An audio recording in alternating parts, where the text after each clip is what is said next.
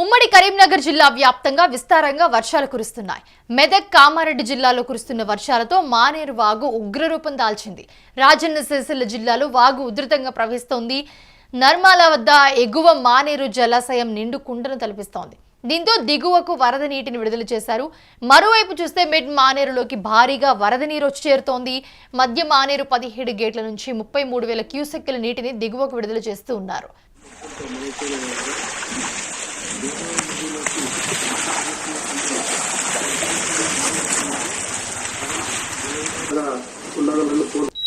సిరిసిల్ల, కరీంనగర్, ఖమ్మం, సంగారెడ్డి, హనుమకొండ, వరంగల్, పెద్దపల్లి జిల్లాలో భారీ వర్షాలు కురిసే అవకాశం ఉంది. ఈ మేరకు వాతావరణ శాఖ వెల్లడించింది.